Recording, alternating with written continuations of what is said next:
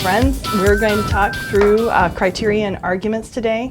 And as we've talked in bits and pieces of our lecture and in the textbook, we've talked about the different kind of criteria we use in decision making and the values and judgments that are reflected in the criteria, or how those reflect into our criteria of how we make those decisions and those judgment pieces. So we have a couple different ways that we categorize criteria and arguments. So I'm going to talk through concrete and abstract, and I'm going to talk through quantitative and qualitative. So you'll see some overlap in some of these different pieces, but I wanted to be able to make it very concrete so you could understand what the differences are between these different aspects of criteria. So let's talk about a concrete decision-making process and an abstract process.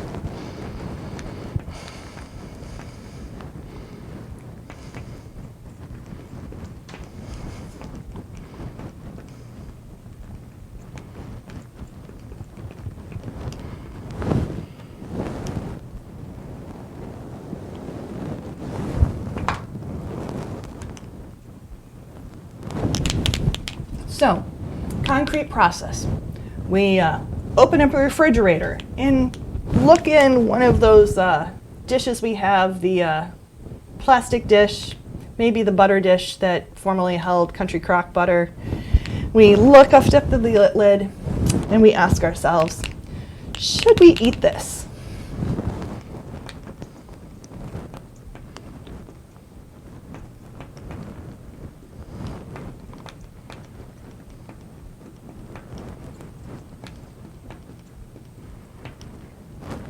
Well, first off, if you're already questioning it, we have probably a greater conversation we might be having.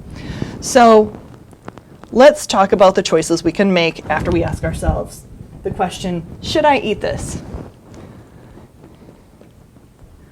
You clearly either know you should or shouldn't, or you're not sure. So I either know or I don't know. So, and we might have a further piece that is in here that influences us of how hungry am I? And hunger, that can be a little bit abstract, that can also be a little bit concrete. But as we're making this decision, we're going to ask some very concrete kinds of things to make our choice for us. Does it smell?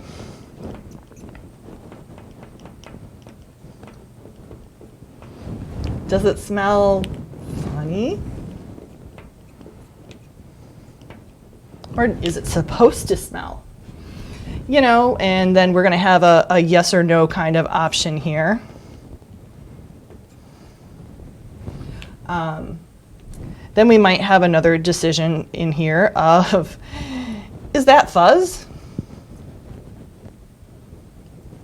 Is it supposed to be fuzzy?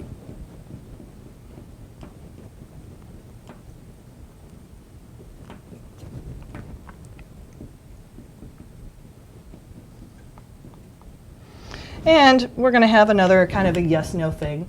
And ultimately, we're going to decide, yes, eat. No. Food poisoning ahead.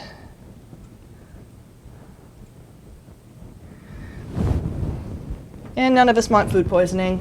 So you decide, nope, I'm not going to eat that. It has fuzz growing on it. It smells a little funny. I'm not that hungry. So we went through a very concrete process of thinking through, how am I going to figure out what to eat in the fridge? So we might have an abstract process that we go through. So we might ask ourselves some question of, what is fair?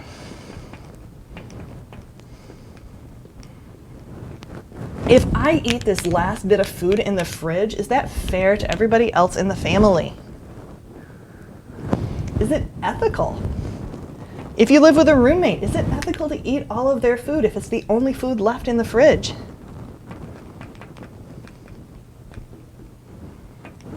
You might also ask yourself, what are the consequences if I do or if I don't?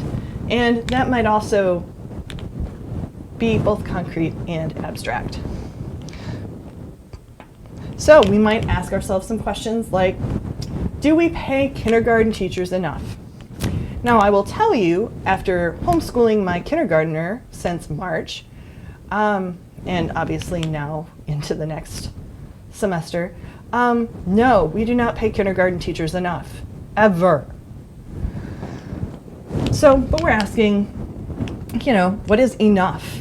Enough is a very abstract kind of concept too.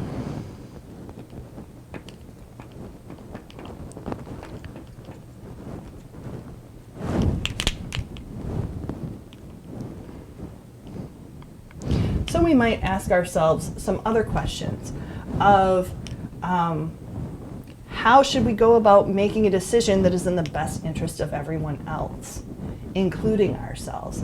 Or do we make a decision for the best of the majority, or do we make a decision to support a minority or smaller group of the majority?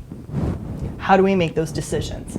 These are all very abstract kinds of concepts. What does majority and minority mean? What is fair? What is ethical? What is enough? But you get the idea of how these abstract concepts start to influence the criteria and the value judgments that we make in these criteria of abstractness.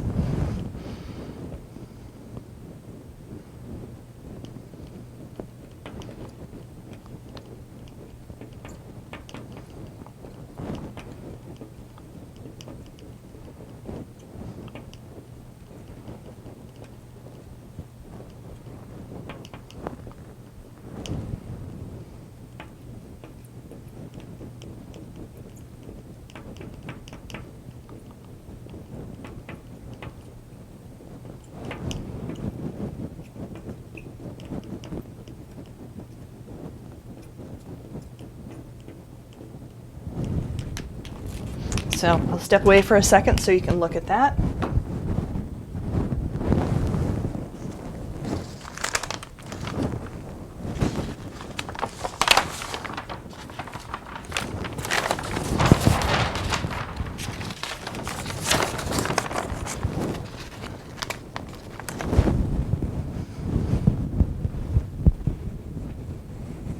Okay. We're now going to regroup and talk a little bit about quantitative and qualitative argument criteria. So quantitative, I'm just going to draw a line, write these so we already have our headings set. Quantitative and qualitative, you've probably heard these terms in research and science classes. The idea of quantitative and qualitative argument criteria is that quantitative criteria can be measured. That is the key concept of quantitative criteria.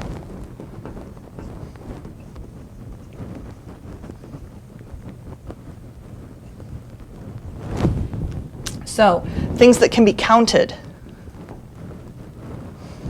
So, something that can be weighed, counted, numbers, has a mass to it or has a length, but some kind of a measurement.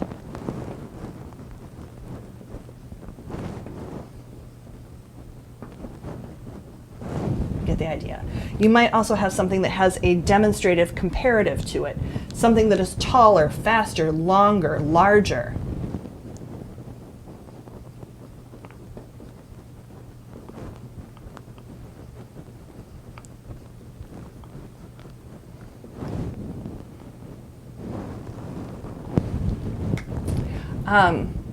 But the idea, all of these things here can be recorded in some way.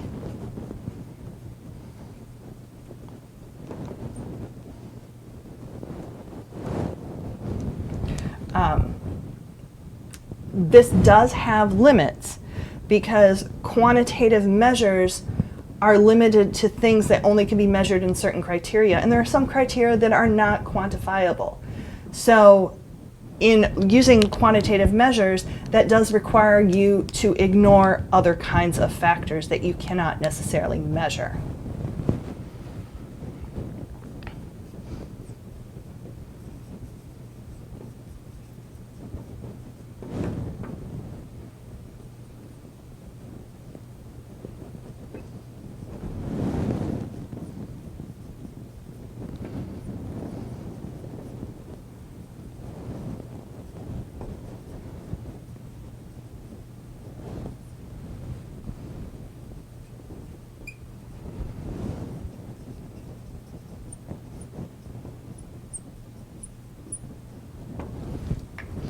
So qualitative measures, on the other hand, these are criteria that need to have an explanation behind them.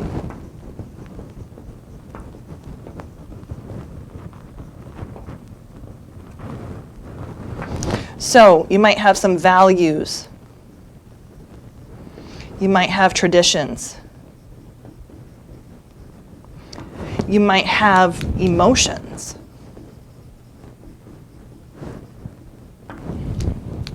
This is where you're asking yourself, what is the most ethical? What is the most beneficial choice here? What is the most beautiful of these options?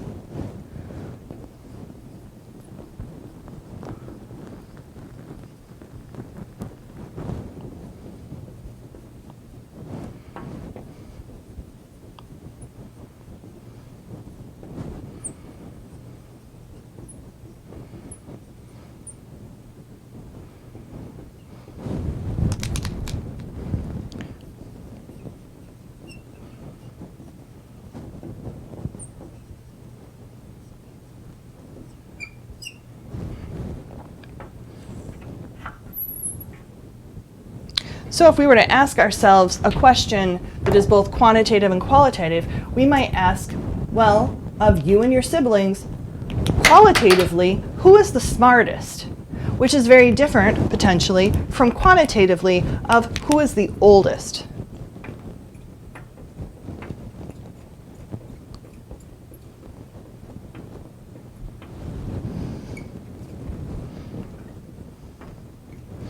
Oldest, age, we can quantify that. We know what those measures are. Smartest, we're going to have to define what smartest actually means to us. Are we defining that on a quantitative measure like a test score? Are we trying to measure something else? But what do we mean by smartest? Smartest is a qualitative kind of measure. So, criteria and arguments, we might use some things that are concrete or abstract. We might use some things that are qualitative and quantitative. But these are all different measures, criteria that you can use in your argument to try to make judgments and decisions. I hope this was helpful for you. If you have any questions, you always know how to get a hold of me. Thanks, take care, and have a great day.